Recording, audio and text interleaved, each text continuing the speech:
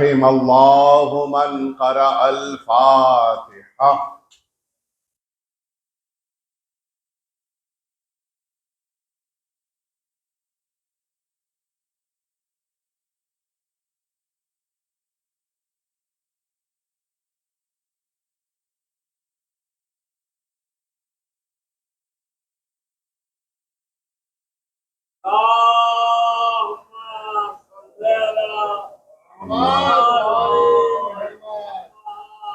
لا حول ولا قوة إلا بالله العلي العظيم. حسبنا الله ونعم الوكيل، نعم المولى ونعم النصير. أعوذ بالله من الشيطان الرجيم. بسم الله الرحمن الرحيم. الحمد لله رب العالمين والعاقبة للمتقين، ثم الصلاة والسلام والتحية والإكرام على سيد الأنبياء والمرسلين سيدنا ومولانا أبي القاسم محمد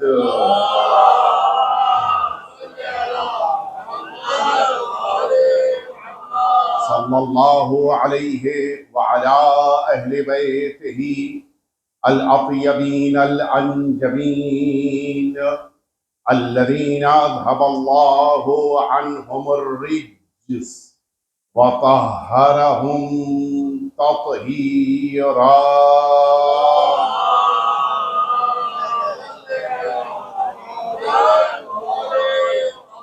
لا سيما الإمام المبين بقية الله في الأرضين، أرواحنا وأرواح العالمين لتراب مقدمه الفداء، واللعنة الدائمة الباقية على أعدائهم أجمعين. أما بعد، فقد قال الله الحكيم. بسم الله الرحمن الرحيم. إنا أعطيناك الكوثر. ایک دفعہ مل جل کے آپ سبھی 1000 صلوات بھیج دیجیے.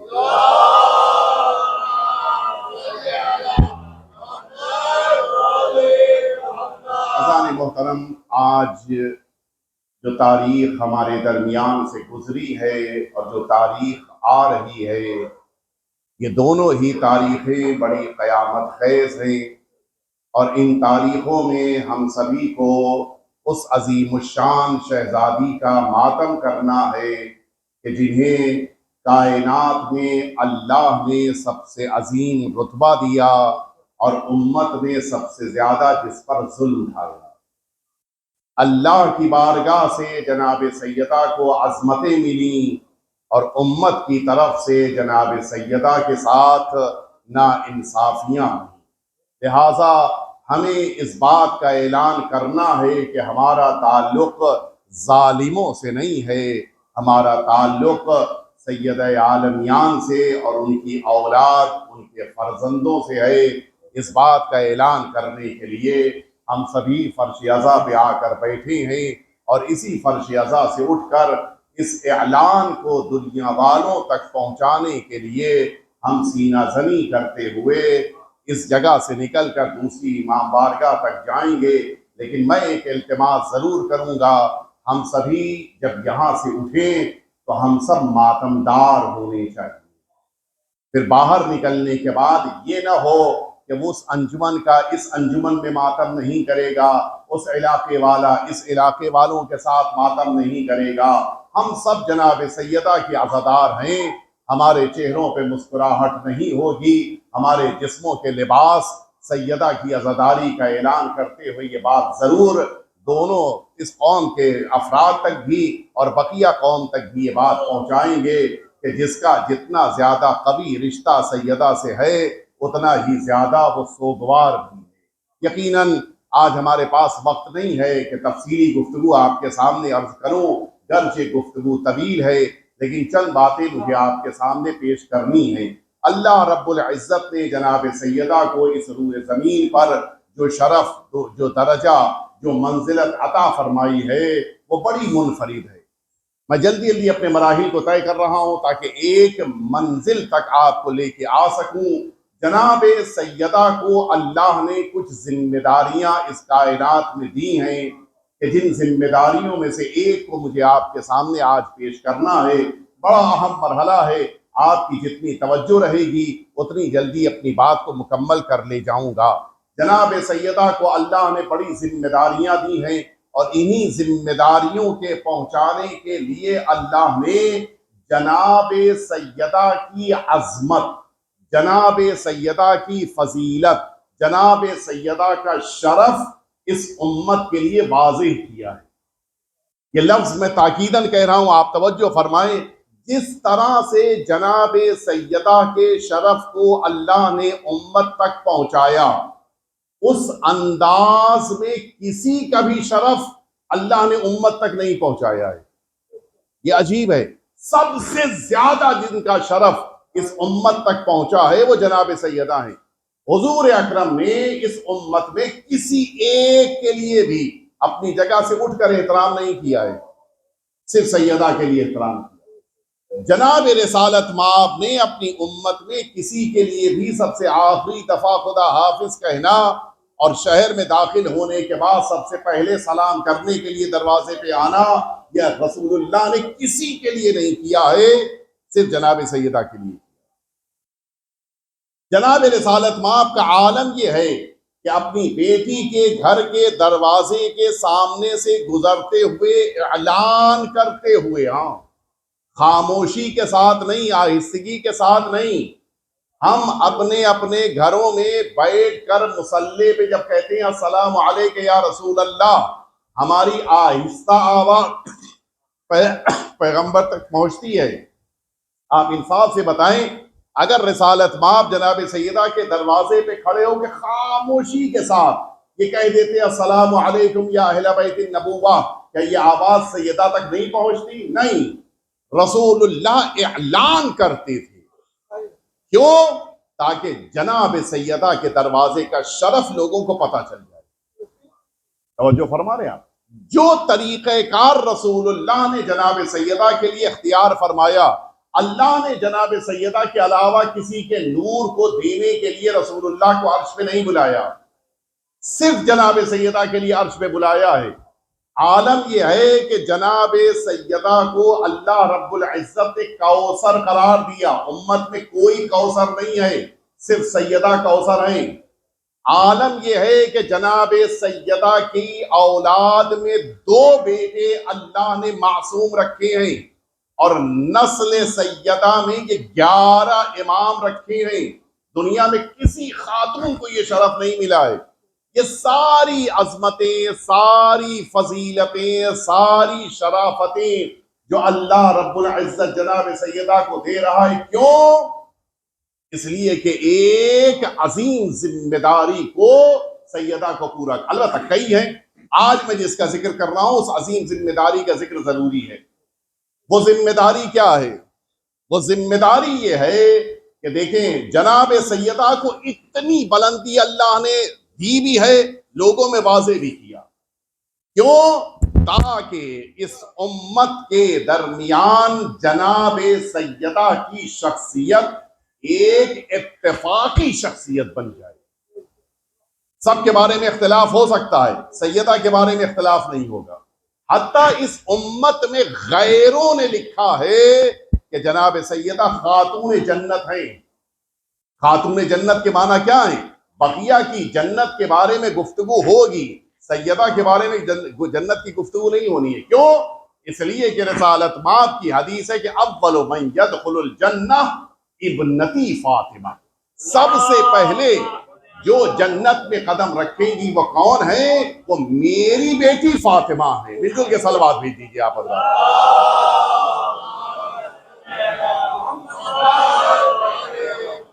جناب سیدہ کو بے پناہ عظمت دی ہے، اور اس امت کی ذمہ داری ہے کہ جناب سیدہ کو ان عظمتوں کے ساتھ مانے، اور اسی لیے امت کے لیے پناہ گاہ قرار دیا ہے جناب سیدہ کی ذات کو۔ مشکلات میں ہو سیدہ کے دروازے پہ آؤ، پریشانیوں میں ہو سیدہ کے دروازے پہ آؤ، تمہارے پاس دنیا کی کوئی مشکل ہے سیدہ کے دروازے پہ آؤ، آخرت کے لیے پریشان ہو سیدہ کے، ہر کام کے لیے سیدہ کے دروازے پہ آؤ۔ یہ سب کیوں کیا گیا؟ صرف ایک عظیم ذمہ داری کو پورا کرنے کے لیے۔ وہ ذمہ داری کیا ہے؟ دیکھیے، بہت سارے اوقات ایسا ہوتا ہے کہ عقیدتوں کی بنا پہ بہت سارے لوگ اونچے ہو جاتے ہیں۔ لوگوں کے لیے یہ سمجھنا بڑا مشکل کام ہے کہ یہ صحیح انسان ہے یا غلط انسان ہے، بہت مشکل کام ہوتا ہے ایک عام انسان کے لیے، ایک کامن پبلک کے لیے بڑا مشکل کام ہوتا ہے۔ اگر اللہ والا ہے اور کامن پبلک اپوز کرے تو گنہگار ہو جائے، اور اگر اللہ والا نہیں ہے تب پھر اگر ماننے لگے تب بھی گنہگار ہے، اس لیے کہ اس کو اللہ والا مانے۔ جسے آپ نے دیکھا ہوگا ہمارے علاقے میں، ہم جس علاقے میں بہت سے اللہ والے سمجھے جاتے ہیں، لباس تک نہیں پہنے ہیں، گندے ہیں، نجاست میں ڈوبے ہوئے ہیں، اللہ والے ہیں۔ کون سے اللہ والے ہیں بھائی؟ اللہ کے وہاں طہارتیں ہیں، اللہ کے وہاں پاکیزگیاں ہیں، اللہ کے وہاں انسان کا پاک صاف رہنا ہے، وہ سب کہاں؟ یہ نہیں، اللہ والے ہیں۔ اللہ والے ایسے نہیں بن جاتے۔ پتا کیسے چلے کہ واقعاً یہ اللہ والا ہے یا نہیں ہے؟ میں کہہ دوں نہیں ہے تو میں گنہگار ہو جاؤں، مان لوں اور نہ ہو تب بھی گنہگار ہو جاؤں، بڑا مسئلہ ہے۔ لہٰذا ضرورت کسی ایسی شخصیت کی ہوتی ہے کہ جس کے اللہ والے ہونے میں یقین ہو، اور اب وہ بتائے کہ یہ واقعاً اللہ والا ہے یا نہیں ہے۔ دنیا تو کہتی رہے گی، دنیا کے کہنے سے کیا ہوگا؟ اگر اللہ کا کوئی نمائندہ کہہ دے کہ یہ اللہ والا ہے تب تو اللہ والا ہے، اور اگر اللہ والا کہہ دے کہ نہیں ہے تو نہیں ہے۔ توجہ فرمائیے آپ نے، امت مسلمہ نے بعد پیغمبر رسالت مات کی جگہ پہ کچھ لوگوں کو بٹھا کر انہیں اللہ والا بنا دیا۔ اب یہ امت کیا کرے؟ بڑی پریشان، مشکلات میں ہے، مانے تو مشکل، نہ مانے تو مشکل، مان لے نہ ہو تو گنہگار، نہ مانے اور یہ اگر واقعی طور پر نکل آئے اللہ والے تو گنہگار۔ تو اس امت کی اب ذمہ داری کیا ہے؟ ذمہ داری ہے کہ کسی ایسی ذات کو تلاش کرے کہ جو اللہ والی ذات ہو، اللہ کی نمائندہ ذات ہو، اور اب ان سے پوچھے کہ آپ انہیں مان رہی ہیں یا نہیں مان رہی ہیں، آپ نے انہیں قبول کیا ہے یا قبول نہیں کیا ہے۔ اب آپ سمجھے، بعد پیغمبر 75 یا 95 دن کی جناب سیدہ کی حیات طیبہ میں سب سے بڑی ذمہ داری یہی ہے۔ سیدہ میزان ہے، سیدہ معیار ہیں، سیدہ لوگوں کے اعمال کے لیے ترازو ہیں۔ اب اگر تمہیں کسی کو ماننا ہے تو سیدہ سے پوچھو کہ مانے یا نہ مانے، سیدہ مان لے تو مان لو، سیدہ نہ مانے تو نہ مانو۔ یہ سب سے بڑی ذمہ داری ہے جو اب سیدہ کے کاندھے پر ہے۔ لیکن اب یہیں سے آپ توجہ فرمائیے گا، سیدہ کو اعلان کرنا ہے کہ جسے تم مانتے ہو میں نہیں مانتی، اور جسے میں مانتی ہوں تم نہیں مانتے۔ کہاں اعلان کریں؟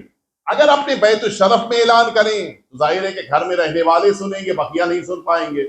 اگر لوگوں کے بیچ آہستہ کہیں تب بھی کوئی فائدہ نہیں ہوگا۔ اچھا، لوگوں کو سننا ہے، لوگوں کے لیے اتمام حجت ضروری ہے، پیغام کو پہنچانا ضروری ہے لوگوں کے درمیان۔ یہ کب پیغام پہنچایا جائے گا؟ اب آپ یہیں سے توجہ سے سنیں کہ سیدہ نے کس عالم میں اپنے وقت کے امام کا اعلان کیا ہے۔ ہمارے اور آپ کے اپنے مجمع میں بیٹھ کر امام وقت کا ذکر کرنا اور ہے، اور دشمنوں کے مجمع میں رہتے ہوئے زخمی ہونے کے باوجود اپنے وقت کے امام کا اعلان کرنا اور ہے۔ یہ جذبہ جناب سیدہ نے اس امت کو دیا ہے۔ آپ سنیں گے کس موقع پہ اعلان کیا ہے۔ وہ ایک جملہ بڑا معرکۃ الارا ہے، اور اس جملے کے لیے آئیے میں آپ کو لمحہ وہاں تک لے کر آؤں۔ یہ مصائب کے ٹکڑے ہیں، لیکن میں اس لیے پڑھ رہا ہوں تاکہ آپ سمجھ سکیں کہ سیدہ نے اس عظیم الشان ذمہ داری کو کب پورا کیا ہے۔ میں مصائب نہیں پڑھ رہا ہوں، لیکن پڑھنا اس لیے ضروری ہے تاکہ ہمارے ذہن متوجہ ہو جائے، اور وہ جملہ اس لیے سامنے نہیں آ پاتا کہ یہ سارے مصائب کے مراحل ہیں اور وہ مصائب کے بعد اس کا ذکر کرنے کا موقع نہیں رہ جاتا. جناب سیدہ، میں مصائب نہیں پڑھ رہا ہوں لیکن مصیبتوں کا ذکر ضروری ہے. جناب سیدہ زخموں سے چور ہونے کے باوجود اپنے وقت کے امام کو بچانے کے لیے مسجد کی طرف تشریف لائیں. یہاں تک آپ نے سنا. جناب سیدہ جس موقع کے اوپر پہنچی ہے دربار میں، امیر المؤمنین کی عبا کا دامن تھام لیا.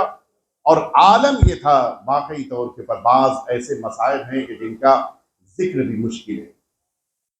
سیدہ کے دست مبارک کے اوپر مسلسل تازیانہ مارا گیا،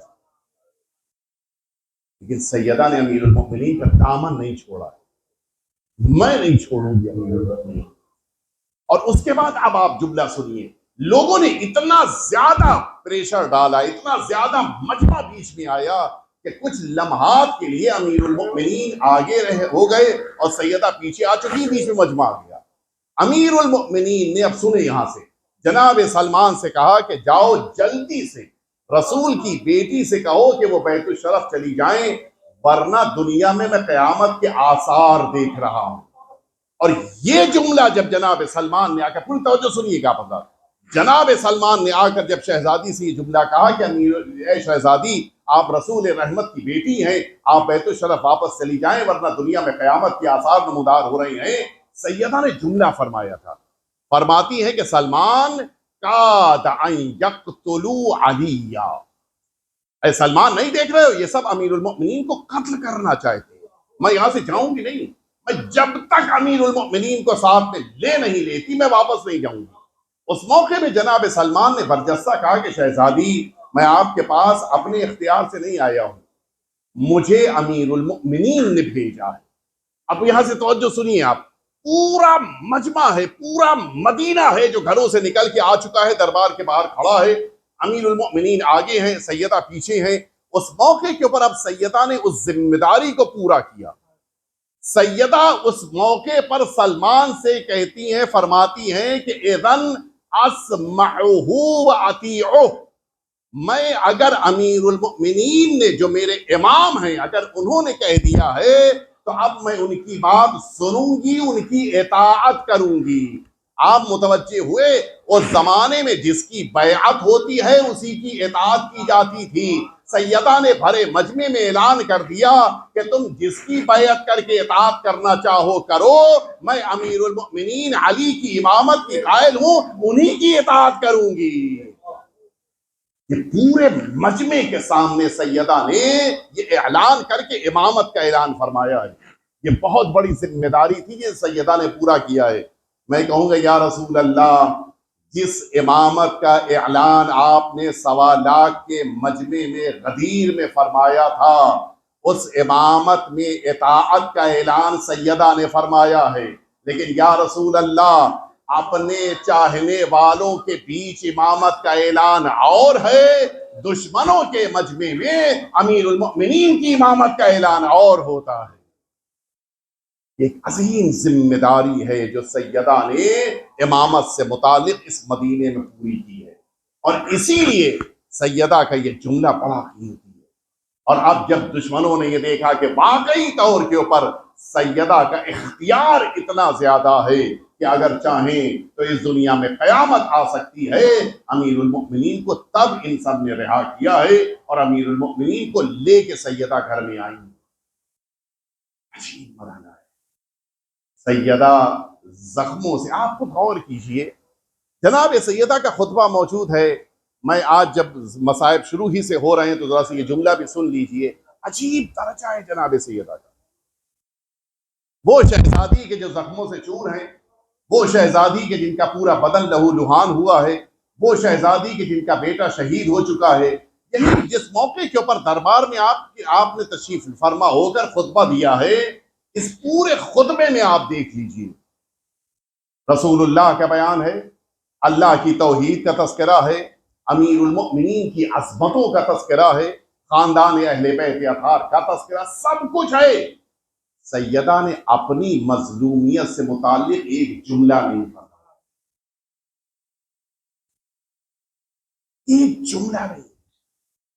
میں کن تکلیفوں سے گزر رہی ہوں سیدہ نے ذکر نہیں کیا.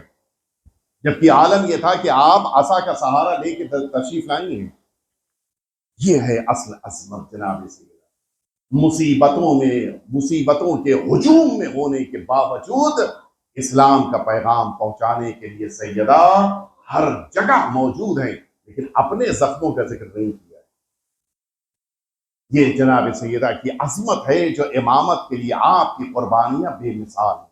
بس میں نے ختم کر دیا، وقت میرے پاس نہیں ہے، میں جلدی سے ایک واقعہ نقل کر کے مصائب کے مرحلے میں آنا چاہوں گا، بقیہ باتیں انشاءاللہ کسی موقع پر عرض کروں گا۔ جناب سیدہ نے اپنی ذمہ داریوں کو کس طرح سے پورا کیا وہ انشاءاللہ کسی موقع پہ عرض کریں گے۔ ایک عظیم الشان عالم کا نام آپ نے بہرحال سنا ہوگا، بڑے ہی مقدس، بڑے معتبر اور بڑے محترم عالم گزرے، مرحوم ظاہر ہے کہ آپ حضرات کے درمیان ایک دفعہ مل جل کے صلوات دیجیے آپ حضرات۔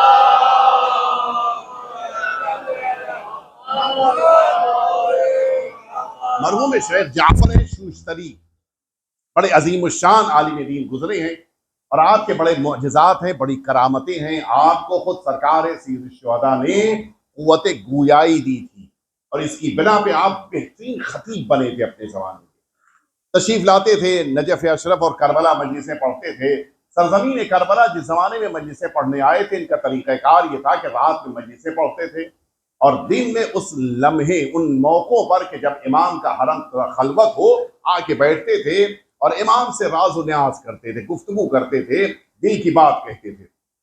ایک دن یہ بیٹھے تھے، زیارت پڑھ رہے تھے، پہلے زیارت پڑھتے تھے، اس کے بعد گفتگو شروع کرتے تھے، خاموش بالکل ایک کنارے بیٹھے ہوئے زیارت پڑھ رہے تھے کہ اچانک ان کو، اس زمانے میں پارٹیشن نہیں تھا، آپ جانتے ہیں کہ پارٹیشن 2003 کے بعد سے شروع ہوا، اس کے پہلے پارٹیشن نہیں تھا حرم میں لیڈیز جینٹس کے درمیان، یعنی ایک پورا راؤنڈ لگا سکتا تھا انسان۔ انہوں نے اس امام کی زری کے دوسری طرف دیکھا کہ کوئی بیٹھا ہے ترک زبان انسان، یہ خود بھی ترکی تھے، ترکی زبان، چونکہ شوشتر ان علاقوں میں جہاں پہ ترک زبان بولی جاتی ہے، انہوں نے سنا کہ ایک ترکی بیٹھا ہوا ہے ترک زبان، اور وہی کہہ رہا ہے کہ مولا میں آیا تھا، میرا سارا پیسہ لٹ گیا، مجھے آپ سے رقم چاہیے، لیکن زیادہ رقم نہیں چاہیے، میں اپنے وطن میں میرے پاس پیسہ ہے، بس اتنی رقم مل جائے کہ میں یہاں سے کربلا سے اپنے گھر تک چلا جاؤں، اور اس کے لیے 2-4 درہم کی ضرورت ہے بس۔ مرحوم شیخ جعفر تستری کہتے ہیں میں اپنی جگہ سے اٹھا، اس کے پاس گیا کہ میں نے کہا 4 درہم کو امام سے مانگ رہے ہو، میں دیے دیتا ہوں۔ نہیں شیخ، تم سے نہیں مانگوں گا۔ کیوں؟ کہا اس لیے کہ میں کربلا میں تمہارا مہمان نہیں ہوں، میں یہاں امام حسین کا مہمان ہوں، تم سے مانگنا اپنے میزبان کی توہین ہے، میں تم سے نہیں لوں گا۔ اچھا ٹھیک ہے تو تم مانگو۔ یہ پھر آ کے اپنی جگہ بیٹھ گئے، وہ بھی اپنی شدت کے ساتھ کہہ رہا تھا کہ مولا مجھے بس آپ سے چاہیے۔ اچانک اس کی آواز تھم گئی۔ مرحوم شیخ جعفر تستری کہتے ہیں کہ میں سمجھا کہ یقیناً مولا نے معجزہ کیا ہے اور اس کو رقم ملی ہے، لیکن کچھ ہی لمحات گزرے تھے کہ وہ چیخیں مار مار کے رونے لگا، دہاڑے مار مار کے رونے لگا، اور اس کے رونے کا انداز اتنا عجیب تھا کہ کہتے ہیں شیخ جعفر تستری کہ میں اپنی جگہ سے اٹھا، لائٹس آف کر دیجئے، میں اپنی جگہ سے اٹھا، اور اٹھنے کے بعد میں نے اس کے پاس خود کو پہنچایا، پوچھا خیریت کیا ہو گیا، کیوں رو رہے ہو؟ کہتا ہے کہ شیخ مجھے میری رقم مل گئی۔ کہتا ہے جب رقم مل گئی تو کیوں رو رہے ہو؟ کہا اسی وجہ سے تو رو رہا ہوں۔ کہتا ہے کہ میں یہاں بیٹھا ہوا گریہ کر رہا تھا اور مانگ رہا تھا کہ آقا مجھے گھر تک جانے کے لیے رقم چاہیے۔ کہتا ہے کہ اچانک میرے قریب ایک معظمہ تشریف لائیں، اور آنے کے بعد فرماتی ہیں کہ اے شخص کیوں پریشان ہوتے ہو، میں تمہیں رقم دینے کے لیے تیار ہوں۔ کہتا ہے کہ انہوں نے مجھے 4 درہم دینا چاہا، میں نے وہی جملہ جو آپ سے کہا تھا وہی ان سے بھی کہہ دیا کہ مجھے یہ رقم صرف امام حسین سے چاہیے ہے۔ کہتا ہے کہ بس یہ جملہ سننا تھا۔ اس معظمہ نے مجھ سے کہا کیا حسین کی ماں سے بھی نہ لوگے؟ میں نے کہا شہزادی اگر آپ سے نہ لوں گا تو کس سے لوں گا؟ کہتا ہے کہ میں نے جیسے ہی شہزادی دو عالم سے وہ رقم لی، شہزادی واپس پلٹ کے جانے لگی۔ سن سکو گے عزاداروں، وہ ظاہر کہتا ہے کہ میں نے دیکھا کہ شہزادی اب جو واپس جا رہی ہیں آپ کی کمر جھکی ہوئی ہے، اور آپ کے دونوں ہاتھ آپ کی کمر پہ رکھتے ہوئے میں جلدی جلدی آگے بڑھا اور میں نے آگے بڑھ کے سیدہ سے کہا، اے شہزادی، آپ تو 18 سال کی عمر میں درجہ شہادت پہ فائز ہو گئی، یہ اس طرح سے جھک کے چلنے کی کیا وجہ ہے؟ عزادارو سن سکو گے؟ سیدہ فرماتی ہے، اے میرے بیٹے کے ظاہر، کیا تجھے نہیں پتا ہے جب مجھ پہ دروازہ گرایا گیا میری پسلیاں اس طرح سے ٹوٹ گئی کہ آج تک زہرا پوری طرح سے کھڑی نہیں ہو سکتی ہے۔ آزادارو، سیدہ آج بھی مظلومہ ہے، سیدہ آج بھی کمر خمیرہ ہے، سیدہ کے آج بھی پہلو شکستہ ہے۔ آزادارو سنو، وہ تاریخ آ گئی جب زہرا مرضیہ دنیا سے رخصت ہو گئی۔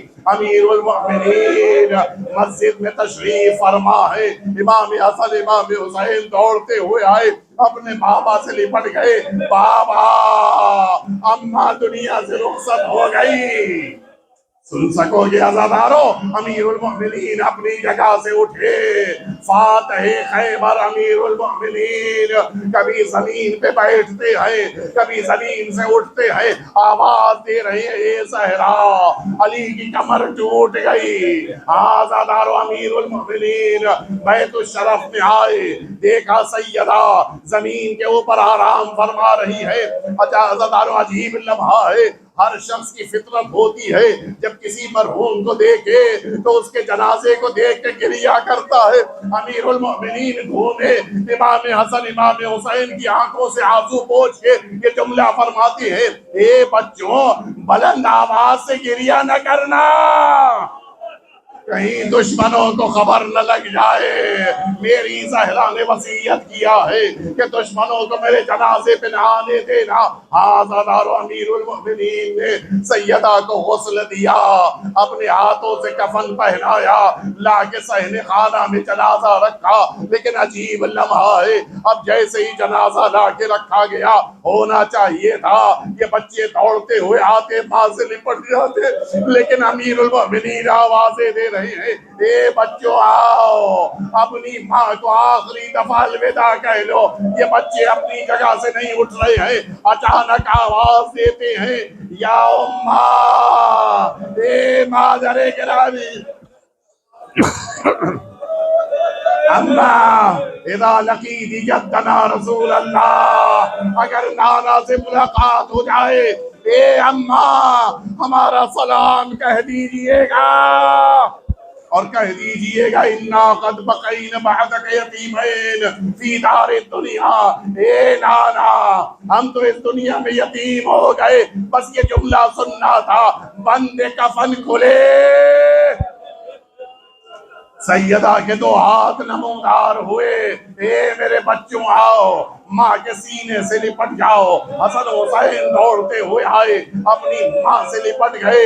میں نہیں جانتا کہ ماں بیٹے میں کیا گفتگو ہوئی، لیکن شاید بیٹے حسین نے آواز دیا ہو، اے اماں، مدینے میں آپ نے بلایا۔ حسین دوڑتا ہوا آ گیا، لیکن اے اماں، کربلا کے میدان میں جب حسین آوازیں دے رہا ہو، اے اماں، اپنے حسین کو اکیلا نہ چھوڑیے گا، شاید ماں نے وعدہ کیا ہو، اے بیٹا حسین، کربلا میں ماں تمہارے ساتھ رہے گی۔